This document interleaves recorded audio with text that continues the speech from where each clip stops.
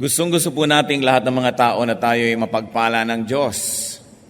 Maraming mga nagsasakripisyo para mapagpala. Merong mga dinadaan sa mga pagbibigay para sila'y mapagpala.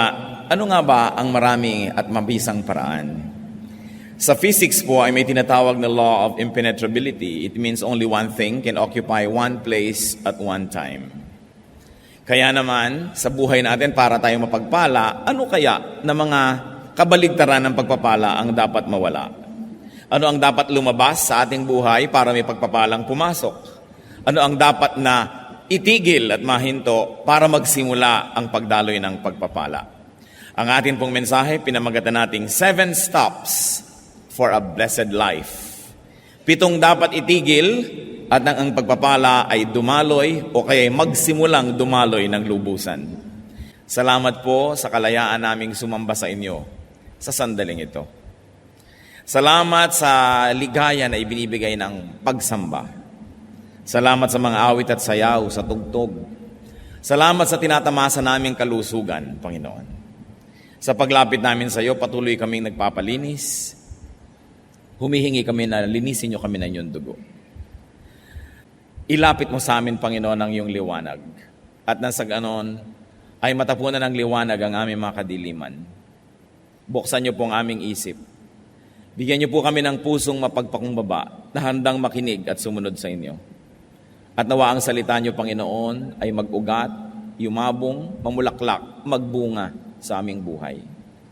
Ang gusto po namin, Panginoon, makipagniig sa inyo. Kasihan niyo po kami sa aming pagsamba. Buksan ang aming tainga na marinig ang inyong mga katuruan at ang aming puso upang sumunod dito. Nawa, Panginoon, kami magkaroon ng kapayapaan kung sino man ang maaring ginugulo, binabagabag ng iba't ibang mga alalahanin. Humihingi kami ng kapayapaan na sa inyo lang maaring magmula. At nawa, walang maging kaagaw sa aming pansin ang inyong salita. Gamitin niyo po ang inyong hamak na lingkod na tungtungan ng inyong paa. Nais po namin kayong itaas. Nais po namin, Panginoong, tunghayan ang inyong mukha. Nais naming humawak sa inyong kamay. At nang maakay niyo kami sa tamang landas, turuan niyo po kami. Kayo pong maging tunay na tagapagsalita. Gamitin niyo lamang po ang inyong lingkod. At sa inyong pangalan at sa inyong likuran nagtatago ang inyong lingkod. At ang lahat ng mga kahinaan at mga kamalian at kakulangan, punuan niyo po. At nawa, pagpalain niyo ang lahat sa amin ngayon. Lumakad nawa ang iyong espiritu sa aming kalagitnaan. At kami, Panginoon, ay bigyan nyo ng isang bagong lakas, isang bagong karunungan, isang bagong pag-asa. Sa ngalan ng Panginoong Hesus, itinataboy namin ang anumang masasamang espiritu at binibigo ang mga balak ng anumang masasamang tao sa aming paligid. At ang aming Panginoong hinihingi ang inyong pagtatanggol. I-adya nyo po kami sa gawa ng masasama. Ganon din ang dalangin namin para sa aming sambahayan, sa aming mga nasasakupan at mga mahal sa buhay na di namin kasama ngayon. Nawa kayo rin pong mag-ingat sa kanila. Nawa ang kapayapaan nyo'y maghari sa aming puso at ang salita nyo matanim na parang mabuting binhi. Hinihiling namin na inyong presensya at kami nananalig na inyong ibibigay ang hinihiling namin sapagkat ito ay aming Panginoong hinihiling sa pangalan ng iyong anak, ang aming tagapagligtas na si Jesus. 7 Stops for a Blessed Life. Sabi po sa Jeremiah 7 verses 5 and 7, "If you really change your ways and your actions, then I will let you live in this place." Isang kondisyon ay binigay ng Panginoon sa mga tao kung talagang magbabagong loob kayo, papalitan ninyo ang inyong mga pamamaraan, hahayaan ko kayong manahan sa lugar na ito. At natural ang pinag-uusapan po ay isang bayang pinagpala, isang sitwasyon sa buhay na punong-puno ng pagpapala ng Diyos. Kaya sabi niya, "If you change your ways, I will bless you." We want blessings, we must be ready to follow the rules and to play it by the book. Isang-isa pong dapat nating itigil kung ito hindi pa natin lubos na naititigil para ang pagpapala ay magsimula is to stop childish thinking. Tigilan ang pag-iisip bata. Pwede nating mithiin na magmukhang bata, hindi naman siguro masama. Pero ang mag-isip bata ay dapat ng talikuran. Because it is limited, simplistic, and selfish. 1 Corinthians 14:20, "Brothers, stop thinking like children in regard to evil the infants, but in your thinking, be adults. So, atin pong bigyan ng diin, in regard to evil, be infants. Sa lahat ng bagay na may kaugnayan sa kasalanan at kasamaan ay maging isip bata, maging isip musmos, walang alam, inosente, malinis. In fact, infants are younger than children. So better and cleaner and purer than children is what God requires. And in regard to thinking, be adults. Sa paggawa ng masama, walang muang. Subalit sa pag-iisip ng tama, tayo dapat ay mistulang mga may karanasan, marurunong na at may edad. In other words, the Bible is asking for maturity, for a kind of thinking that is understanding and accommodating. Ano pong application nito sa ating buhay ngayon? Tayo po ba ay nag-iisip bata pa? Kung minsan, ay marami tayong mukha at anyo. Pagka ang kaharap mo itong grupo ng mga taong to, ikaw ay mature. Subalit may mga tao na pag sila ang kaharap tayo, nagbabata-bata ang pilit. Pinipilit natin na tayo yung inuunawa, tayo lagi yung inaasikaso, tayo lagi ang iniintindi. Sabi, kailangan na tayo mag-mature sa maraming paraan. One of the saddest things that you can ever discover is not seeing people for a long, long time, and then after many years, when you see them, to discover that they have not matured at all.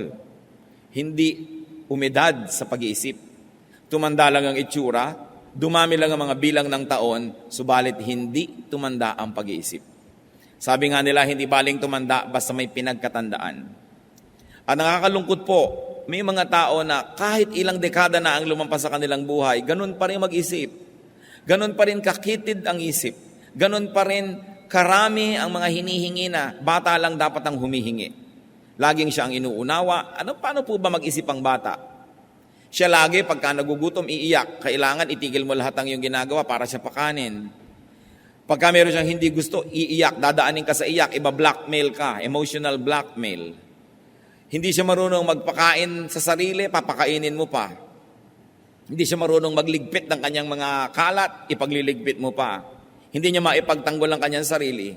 Subalit ang mga tao po na nagmamature, nababaligtad, nalalaman mo na nagmamature na ang iyong anak, ang iyong pamangkin, ang mga bata, kung tumitigil na sila unti-unting kailangang laging alagaan at pagkatapos natututo sila na maging responsable, at pagkatapos, sila na ngayon na nag-uumpisang mag-alaga sa iba, sa mga nakakabata, sa kanila o sa mga sobrang matatanda na, then we really show signs of maturity. Kahit po sa ating espiritualidad, kung lagi ka na lamang na kailangang ipanalangin, kailangan ka laging paalalahanan, ligaw-ligawan para umattend sa worship, sundu-sunduin, ibig sabihin, isip bata pa tayo. Kasi tayo pa yung inaalagaan. Pero dapat dumadating na sa panahon na tayo naman naghahanap ng aalagaan. Sino naman kaya ang aalagaan ko? Ano naman kaya ang gagawin ko para makapag-alaga ng iba? Napakahalaga na gumraduate tayo from being childish to maturity.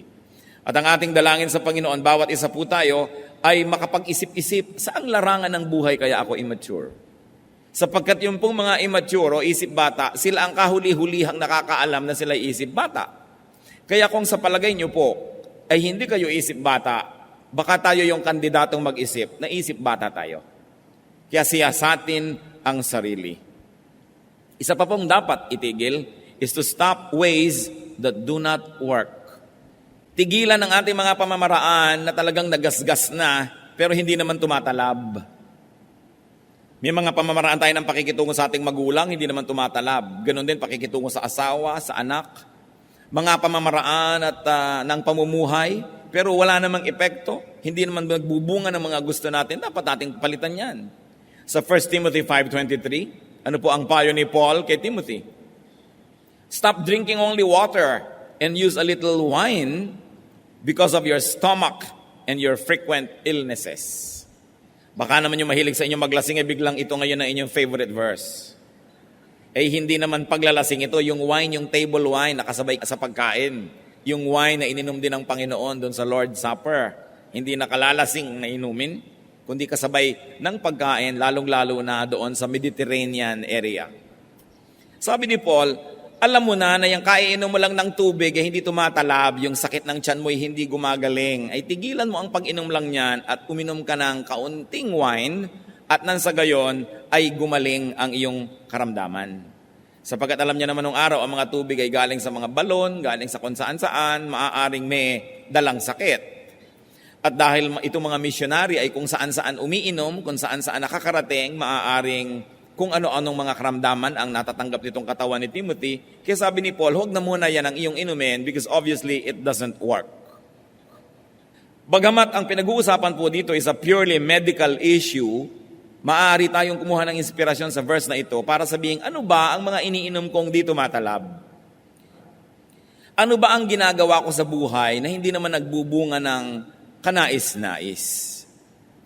Tumatala ba ang mga pagdadabog ko? Tumatala ba yung isang linggo kong hindi kakausapin ng asawa ko o lalo lang nainis, lalo lang kami nag-away?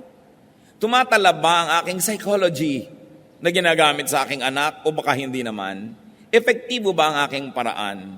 Sa kakuriputan ko ba, sa kadamutan at sa katinoan, yumaman na ako? Lumuwag na ba ang aking buhay o hindi naman? Baka kailangan palitan na yung paraan na yan. Kasi yung iba sa sobrang nilang kakuriputan, sa sobrang pag-iingat sa sarili at paglalaan sa kinabukasan, wala't wala rin naman, wala pang kaibigan, wala pang nagmamahal. At kung biglang nanigas at namatay, walang dadampot para man lang maglibing. So, epektibo ba ang ating paraan? Kung tayo po yung mga panganay na anak, epektibo ba ang paraan natin ng pagdodomina sa ating mga kapatid o lampas na kayo ng 20, 30 years old? Abay, tama na yan.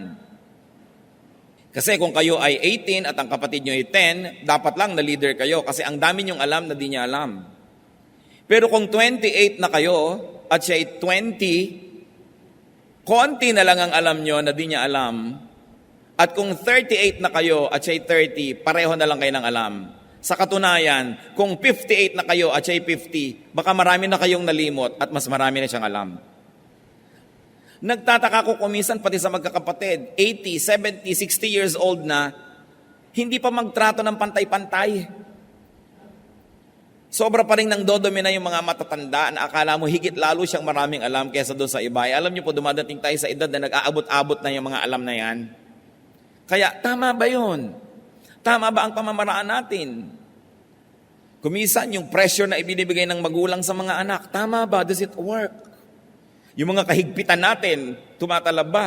O yung sobrang luwag natin, maganda bang nagiging bunga? Dapat po tayong laging magsuri kung ang ating mga pamamaraan ay mabisa. And we should learn from this principle. Sabi ni Paul, stop taking only A because it doesn't work. Take B. What else should we stop? Stop when you have to give way.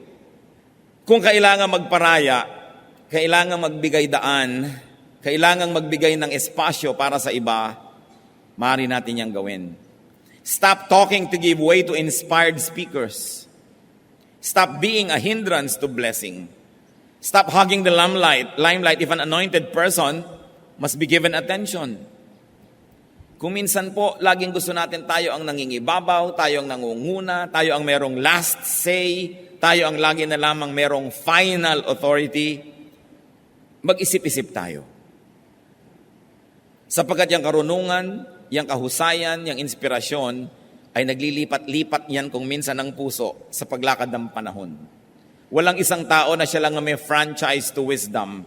Kahit pa nga siya ang pinakamatanda, kahit pa nga siya ang pinakamarunong dati, o kahit pa nga siya ang pinakamaraming pera. Dapat marunong po tayo magbigay. Kahit nga sa ministry, sabi sa 1 Corinthians 14, 29 to 33, 2 or 3 prophets should speak, and the other should weigh carefully what is said.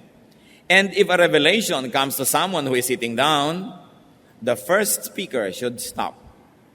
For you can all prophesy in turn, so that everyone may be instructed and encouraged. The spirits of prophets are subject to the control of prophets. For God is not a God of disorder, but of peace. Ito pong kontekstong pinag-uusapan, sapagkat marami noon ang mga propeta at maraming nagsasalita, kung minsan na hindi na magkamayaw sa pagsasalita, kani-kanya nasabay-sabay, wala nang nakikinig at wala nang pinakikinggan. Kaya ang sabi ni Paul, kung merong isa na nakaupo at hindi siya ang nagsasalita, subalit may dumating sa kanyang inspirasyon, hayaan siyang tumindig at magsalita, at yung nagsasalita tumigil muna at umupo at makinig. Ang dapat lahat ay magkaroon ng pagkakataon na marinig at makinig at nang sa gayon ang lahat ay mapagpala. Hindi natin kailangang laging dinodomina ang mga usapan. Kadalasan sa mga pamilya, sa mga magkakaibigan, meron ang parang isang dominant figure.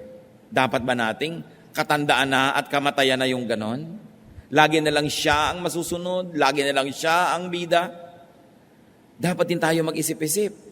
At kung tayo po ay merong ganitong uri ng otoridad sa ating mga pamilya, sa ating mga nasasakop, ay magbago-bago na rin tayo ng sistema. Makinig naman tayo sa iba. Magtanong-tanong naman tayo, gusto nyo ba ito ang gagawin natin? Kakain tayo sa isang restaurant, ano bang gusto nyong kainin? Hindi ako na lang lagi yung order, komo ako ang magbabayad. Tinuturuan po tayo na magbigay daan sa kapwa. Sapagkat ang bawat tao binibigyan ng Panginoon ng kakayahan, ng karunungan. At kung susupili natin sila ng susupilin, lagi na lang isa ang susundin ng lahat at hindi siya magbibigay daan, maraming buhay ang masasayang. Nabuhay, namatay, hindi man lang narinig ang tinig, hindi man lang nakapag-ambag ng karunungan, o kaya hindi man lang napagbigyan. And that is very unkind to do, not to give way to people.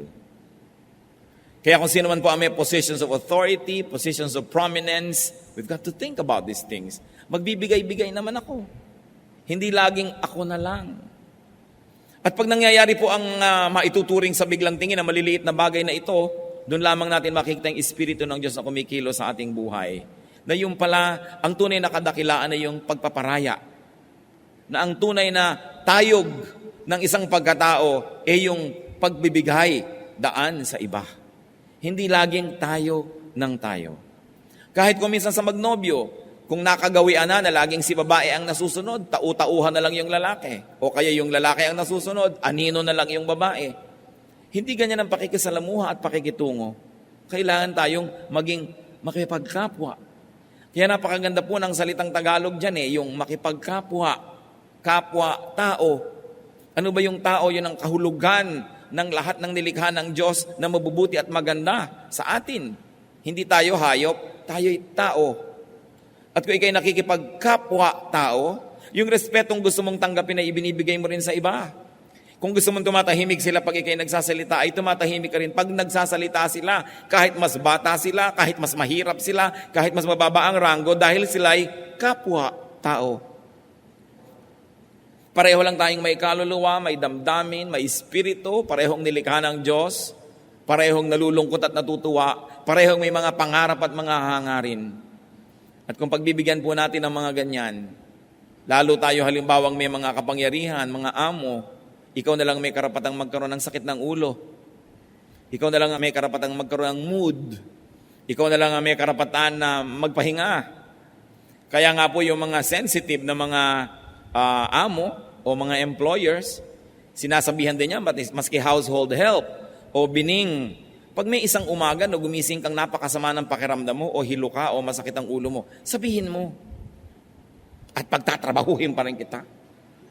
Ganon kaya yon? Di sabihin mo para makagawa kami ng paraan. Kung kailangan mong humiga, maghapon. Paminsan-minsang nangyayari, kailangan binibigyan natin ng pagkakataong maging kapwa-tao, yung tao. Kasi lalo sa atin po, napakahirap sa ating mga household staff. Hindi na sila makadaing. Maliban na lang siyempre nangingisay at naninigas na talagang emergency case na, yun, malalaman na ng employer. Pero kung basta medyo may konting nararamdaman, medyo nahihilo-hilo, malay pa ba natin, natatanong ba natin? Magbibigay daan tayo.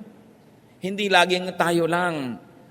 Kung sa sanlibutan ay nangyayari ang ganyan, hindi marapat mangyari sa mga anak ng Diyos.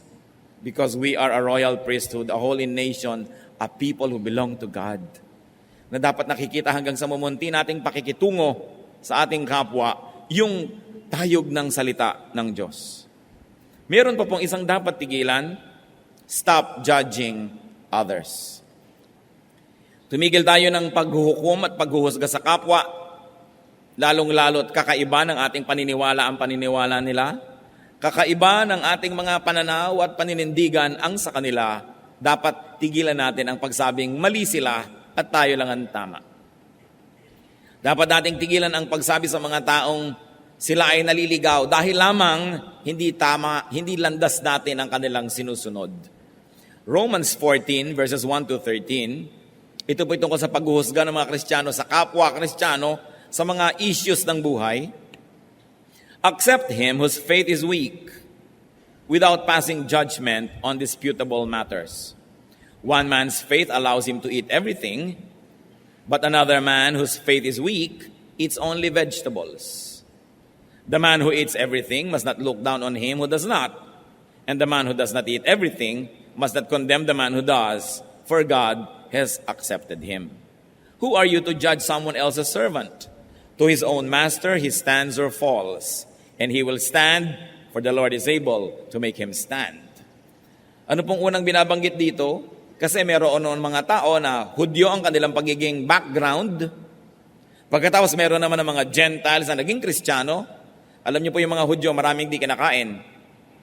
Ngayon, yung mga Gentiles, lahat ng gumagapang, lumilipad, tumatakbo, lumalangoy, kinakain. So, i-judge naman ng mga Gentiles yung mga Hudyo. Ang arte-arte nyo naman. Yan, ang dami-dami yung hindi makain. Samantalang pinalaya na tayo ng Panginoon, nakainin ang lahat. Yan namang mga Jews, i-judge nila yung mga Gentiles. Makasalanan kayo. Kumakain kayo ng palaka. Kumakain kayo ng mga hito, kumakain kayo ng burong talangka, etc., etc., at sila ay nagsisiraan. At sabi ni Paul, huwag kayong ganyan. Kung ang gusto mo lang kainin ay gulay, gusto mo vegetarian ka, di vegetarian ka, pero muhusgahan yung kumakain ng mga lumilipad na insekto. At ikaw naman, kumakain ka ng dinosaur, huwag mong pintasan yung gulay lang ang kinakain. Sabi, kanya-kanya tayong konsyensya, tumaharap tayo sa Diyos tungkol dyan. One man considers one day more sacred than another. Another man considers every day alike. Each one should be fully convinced in his own mind. So meron namang sobrang legalista kung kailan ang Sabat. Meron namang nagsasabi na, basta ang sabi ng Panginoon, 6 days of work must be broken by a 7th day of rest. Sa factory ako nagtatrabaho Tuesday ang off ko. Bakit ko ipipilit na maging Sabado yon? Matatagalan ako ng trabaho. Sabi naman nung nagpipilit na Sabado, di matagalan ka ng trabaho, magutom ka, pero sundin mo dapat ang Sabat, Sabado. Mag-aaway-aaway ngayon sila. Sabi ni Paul, may taong ang tingin niya sa isang araw na yun ang banal. Mayroon namang isa, ito ang banal. Di huwag kayong mag-away. Hayaan mo siya. Kasi lahat naman ng araw sa Diyos ay pareho. Siya naman ang lumikha ng lahat ng araw. At ang itinuturo po ng Biblia, on the 7th day you will rest. 6 days you shall labor, and on the 7th you rest. Mahalaga ba kung saan tumama yung 7? O ang mas mahalagay, pinagpapahinga ka ng Diyos na walang 7 araw na tuloy-tuloy na pagtatrabaho. Magpapahinga ka. Kaya po, ito'y pinag-aawayan ng maraming tao maging hanggang ngayon. Nalilimot nila itong sinasabi ni Paul dito na, huwag kayong manghusga. Kung sa kanya yun ang banal, di yun ang banal. He who regards one day as special does so to the Lord. He who eats meat eats to the Lord, for he gives thanks to God. And he who abstains does so to the Lord and gives thanks to God. For none of us lives to himself alone, and none of us dies to himself alone. If we live to the Lord. And if we die to the Lord. So whether we live or die, we belong to the Lord. For this very reason, Christ died and returned to life, so that he might be the Lord of both the dead and the living. Then you, why do you judge your brother? Or why do you look down on your brother? For we will all stand before God's judgment seat. It is written, as surely as I live, says the Lord, every knee will bow before me, every tongue will confess to God. So then each of us will give an account of himself to God. Therefore, let us stop passing judgment on one another. Instead, make up your mind not to put any stumbling block or obstacle in your brother's way. So first of all, on dietary issues, sinabi, kanya-kanya yan. Sapagkat sa Old Testament, maraming regulasyon. Sa New Testament naman ay pinalaya ng Panginoon ng mga tao. Sabi niya, it's not important what gets into the mouth, but what gets out of it. So, alin ba dun sa dalawang susundin mo? Nasa iyong pananalig kasi hindi yun may kinalaman sa iyong kaligtasan. Meron naman on special day issues, Merong mga Kristiyano, aawayin yung mga gustong magsabit ng parol pag Pasko. O ba't ka naglalagay ng Christmas tree? Pagan yan, evil yan. Wala akong kinalaman sa paganism nung araw. Naglalagay lang ko kayong pampasaya. Parang nagdagdag lang ako ng ribbon sa aking damit o buhok, huwag mo sabihing evil to. Sapagkat yung mga bagay na yon ay pang-ibabaw, hindi naman nang pumapasok sa loob ng puso. On feasting or fasting. Sabi, kung ikaw ay kain ng kain, nagpapasalamat ka naman sa Diyos at kinikilala mo sa Kanya galing yon, di tinatanggap ka ng Panginoon. Gusto mo namang mag-ayuno at nagpapasalamat ka rin sa Diyos sa pag-ayuno mo, di tinatanggap ka rin ng Panginoon kung ano ang konsyensya mo na hindi lumalabag sa salita ng Diyos. Kasi pareho naman yan na may makukuha kang verse na nagsusupport Ibig sabihin, malawak yung pwedeng pagkilusan ng Kristiyano at pagkunan ng kanyang pagbabasihan ng kanyang ginagawa. Hindi katulad ng marami, naglalakad lang o na doon sa gitna ng kalsada na may puting linya, samantalang ang lapad-lapad ng kalsada. Merong mga Kristiyano, ganun Ang lapad-lapad ng mundo, ang dami-daming pwedeng gawin, napakalimitado ng ginagawa sa sobrang pagiging bookish. While it is not wrong to walk in the center of the road, especially if it's a pedestrian road, but you can move to the left and to the right with God-given freedom. And those who would like to walk on the left side or the right side should not be judged by those who walk only in the center. Hindi tayo dapat na naghuhusga sa ating kapwa. Ang Panginoon ay hindi pa nanghuhusga. Hanggang ngayon, ang Panginoon ay tagapagligtas pa rin. Kailan pa siya magja-judge? Pagbalik pa niya. O kaya, pag tayo ay namatay, kung alin man doon ang mauna, pero habang buhay pa tayo, hindi pa tayo hinuhukuman. So bakit ngayon tayo maghuhukom at maghuhusga sa ating kapwa? Pagka meron siyang ginagawa, sabihin natin, God is not yet finished working on him or her. Hindi pa tapos ang Diyos sa kanya. Kaya mga iba, bakit nasa choir yan? Di ba meron pa yung ganito, ganong kasalanan? Hindi pa tapos ang Diyos. Kasi kung tapos na ang Diyos sa kanya, ting, mawawala na siya. Nandun na siya sa kabilang buhay. Hindi pa siya graduate sa buhay na ito. Kaya sa halip na lagi nating sisilip-silipin ang mga kapintasan at kakulangan ng kapwa natin, ipanalangin natin sila, tulungan natin sila, at kung may konti tayong alam sa mabuti at magandang paraan, ituro natin sa kanila. Pero para husgahan sila dahil mas marami tayong alam, hindi yan ang dahilan kaya binibigyan tayo ng karunungan ng Diyos. Binibigyan tayo ng karunungan para higit tayong maging mahinahon, maunawain, matulungin, hindi para maging mapagmataas. Napakahalaga na hindi madapa ang kapwa dahil na-o-offend sila sa atin, nasisiraan ang loob dahil sa ating mga panghuhusga. We should stop measuring people only by our standards. Katulad din ng sinigang. Matabang ang sinigang mo. Sa ganyan ako magsigang Yan ang sinigang ko. Hindi yung ito ang sinigang dapat, ito dapat ang lasa ng ganito. Kasi kanya-kanyang pangluluto, kanya-kanyang nahiligan. Hindi naman moral issue yan para pagtalunan. Kaya dapat marunong din po tayong magbigay ng daan sa ating kapwa. Ba't natin pinag-uusapan ng ganito mga bagay? Sapagkat itong mga bagay na ito ang napapabayaan ng maraming Kristiyano. Sa ulo ang lahat ng Ten Commandments, ang lahat ng doktrina sa buhay, pero sa ganitong mga bagay, tayo nadadapa at nagkukulang. Ano pang dapat nating tigilan para ang buhay natin ay mapagpala? Stop grumbling. God has constantly taught against grumbling. Yung reklamo ng reklamo, katsang ng katsang, maraming comment, hindi na siya masaya, magre-reklamo pa para lumungkot din ang kapwa na sana'y masaya na, napalungkot pa niya. Laging maraming mga puna, maraming pintas. Dapat na itong itigil. Alam niyo kung bakit ko ito pinagdidiinan? Kasi 99% ng mga Kristiyano guilty pa dito. Walang tigil ng karareklamo. Walang tigil ng kahahanap ng maipipintas, ng mga kasiraan. Samantalang dapat hinahanap natin kung ano yung mabuti, kung anong maganda, kung anong mapupuri. Kung ano ang pagpapala na naroon na.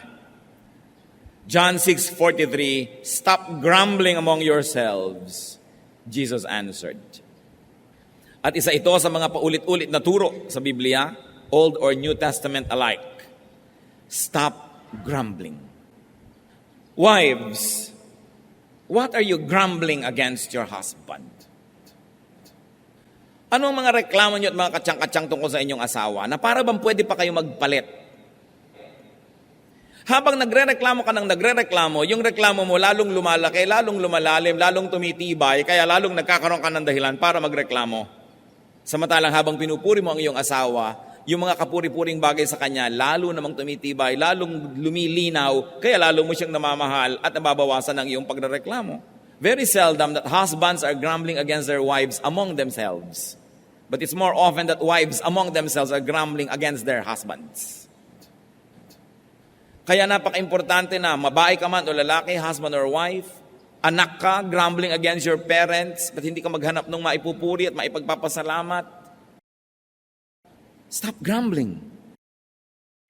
Kung minsan nakakalungkot, ang marami pang grumbling na nangyayari, mga reklamo, among workers in the church, among Christian people, grumbling against the choir director, grumbling against everybody, samantalang nasa church na nga. Mga kapatid, I can never be so repetitious enough. Kasi nakikita ko nangyayari ito sa buong paligid. Ang mga tao, napakagaling magreklamo.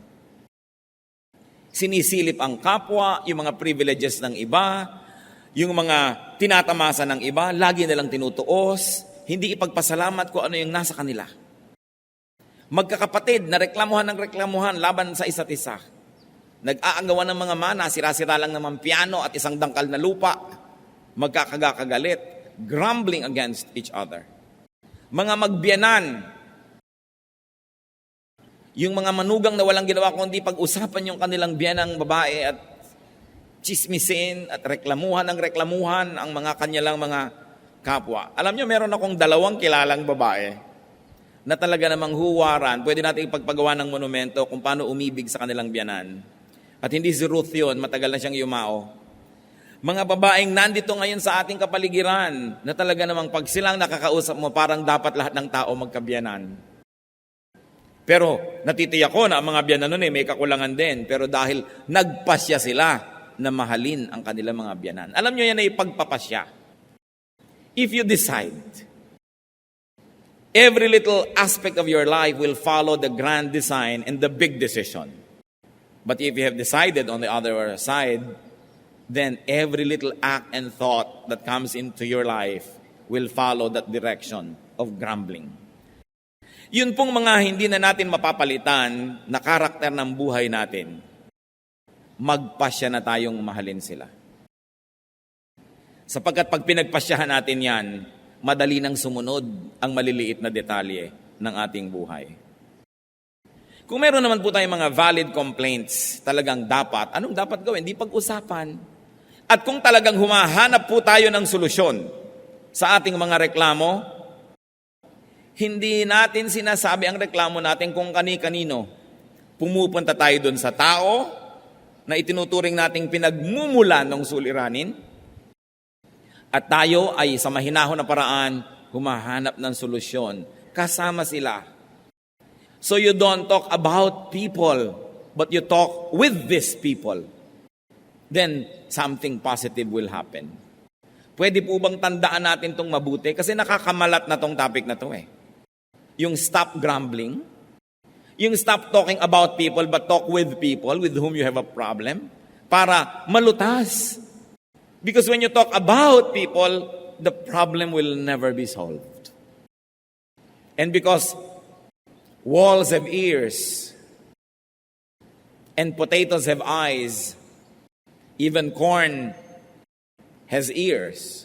Anong mangyayari? Makakarating sa pinag-uusapan niyo yung balita. Magsasalita din siya, makakarating sa inyo, lumala na ng lumala, samantalang hindi naman kayo nag-uusap. Ito isa na nating palitan na paraan.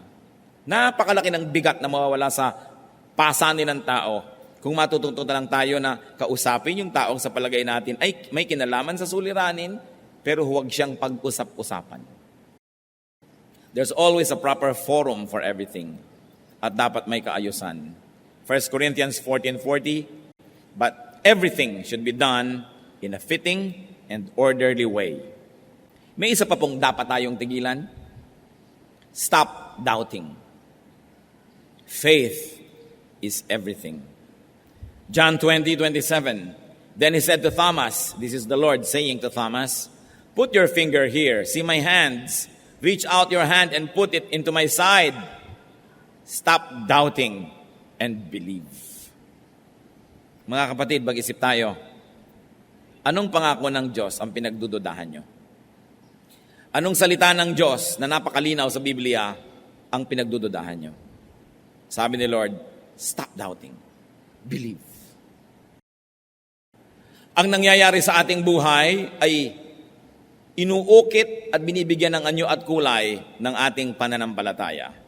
Ang maaari lang maganap ay yung lang pinaniniwalaan natin. Faith can extend or limit us. Kaya napakahalaga, panindigan ang mga pangako ng Diyos. Hindi ibinigay, hindi isinulat ang mga pangako ng Diyos para pagdudahan. Ibinigay yan para panindigan, panghawakan, sandalan, tindigan, para tayo magkaroon ng kapayapaan, katahimikan, kaayusan sa ating buhay. Ang lahat ng patuloy pa ring nerbyoso ay kulang ng pagtitiwala sa salita ng Diyos. Ang mga lagi pa rin na sinasakmal ng takot ay kulang ng pagtitiwala sa mga pangako ng Diyos. Ang mga takot na takot maghirap at baka walang makain, salat na salat sa pananalig sa sinabi ng Panginoong Jesus. Sabi niya, look at the birds of the air. They don't even plant, they don't harvest, but your heavenly Father feeds them. At kung ang mga ibon ay pinapakain, ang mga bulaklak ay dinadamitan, kayo pa kaya ang hindi alagaan ng Panginoon?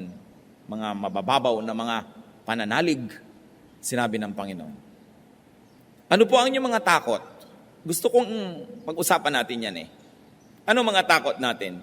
Sa palagay nyo ba, hindi mas malaki ang Diyos dyan sa takot na yan? Pero habang may mga takot tayo, nabubuhay tayo sa nerbiyos, sa pangamba, sa panghihina, ibig sabihin, mahina ang pananalig. Nagdududa sa salita ng Diyos na ito'y totoo, ito'y mapanghahawakan at magaganap nga. 2 Peter 3:9, the Lord is not slow in keeping His promise. Suyurin ang Biblia, halukayin, hanapin lahat ang pangako ng Diyos, panghawakan, memoryahin. Dapat pa bang i-memorize yan? Yes. Because when you memorize and commit to memory the promises of God, you will be able to pull out the right promise at the right moment and you will be strengthened. Ang ating pagkain ay ang salita ng Diyos.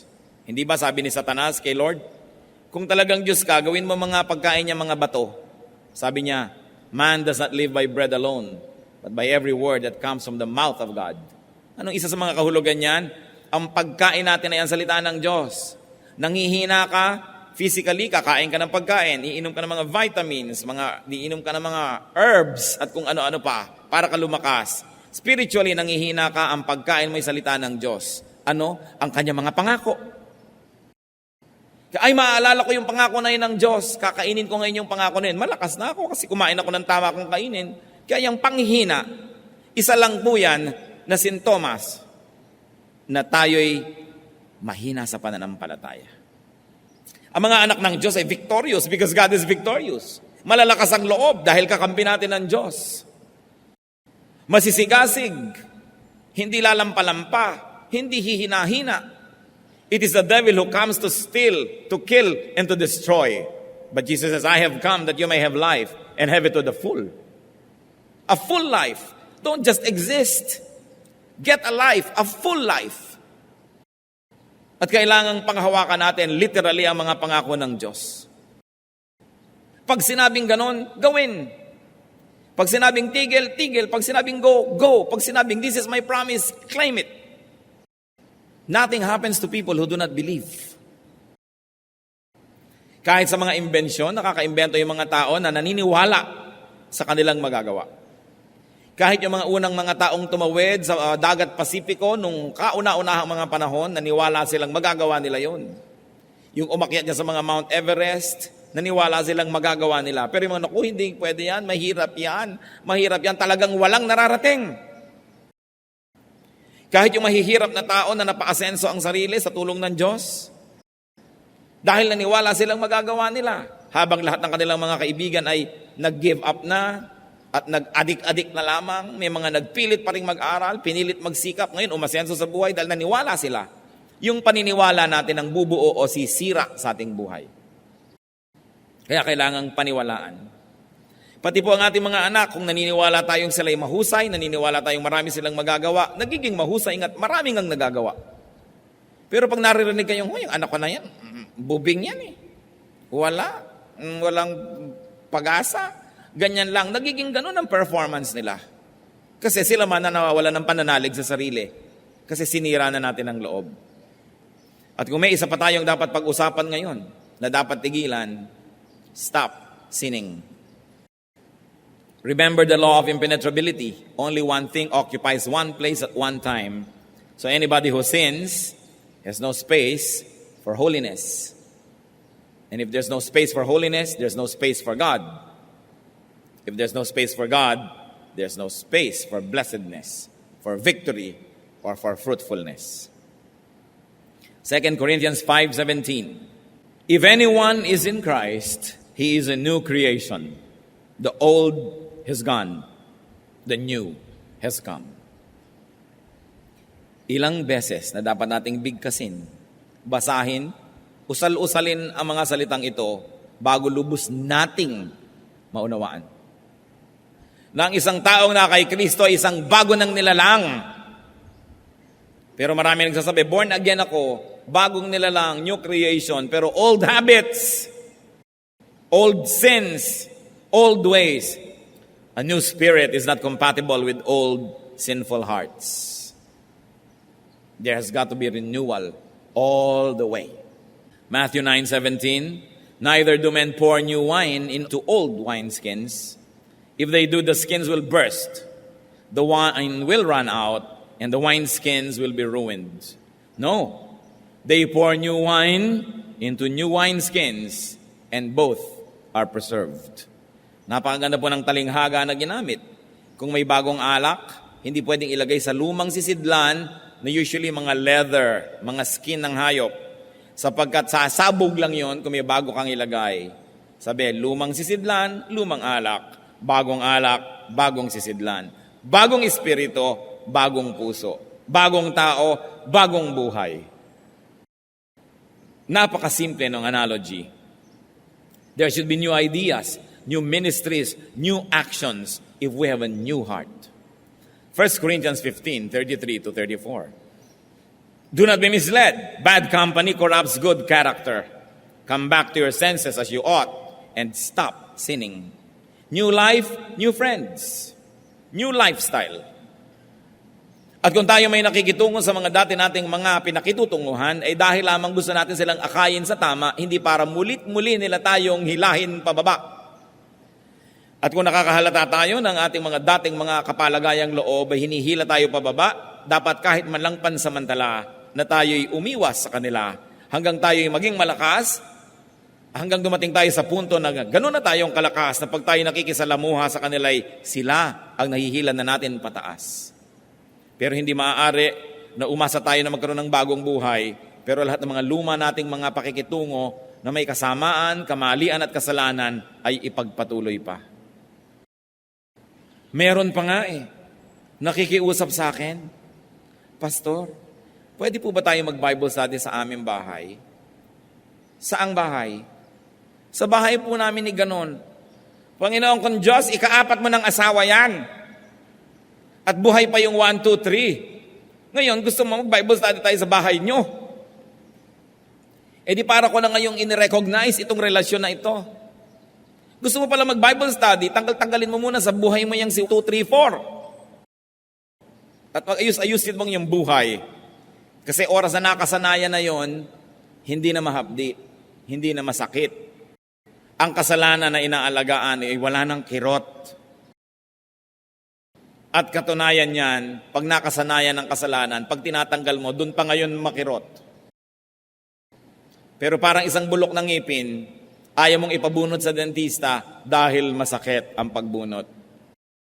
Kaya pagtsatsagaan mo na lang na buong buhay, sumasakit-sakit.